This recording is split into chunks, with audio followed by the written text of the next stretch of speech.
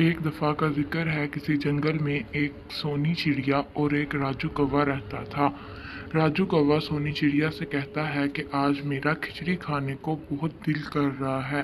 सोनी चिड़िया कहती है तुम मुझे खिचड़ी का सामान ला दो, मैं खिचड़ी बना दूंगी तुम्हें। राजू कौवा फौरन खिचड़ी का सामान लेने चला जाता है।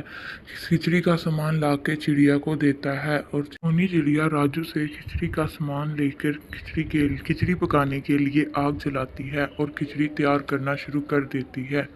इतनी ही देर में वहाँ राजू कौवा आता है और कहता है, सोनी चिड़िया आज बहुत गर्मी है, मैं नहा के आता हूँ।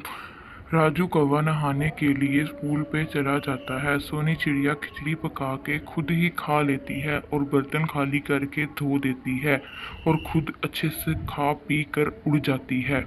राजू कौवा जब नहा के आता है वो खाली बर्तन देखकर उसको बहुत गुस्सा आता है। सोनी चिड़िया भाग गई होती है। राजू कौवा सोनी चिड़िया के पीछे जाता है।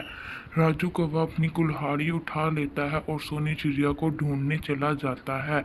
आखिरकार ढूंढते ढूंढते उसे सोनी चिड़िया मिल ही जाती है। वो अपनी कुल्हाड़ी से सोनी चिड़िया को मारने लगता है। सोनी चिड़िया को अपनी कुल्हाड़ी से मार रहा होता है। सोनी चिड़िया शोर मचाती है, बचाओ बचाओ मुझे बचाओ। दोस्तों, इसीलिए कहते हैं दूसरों का हक नहीं खाना चाहिए।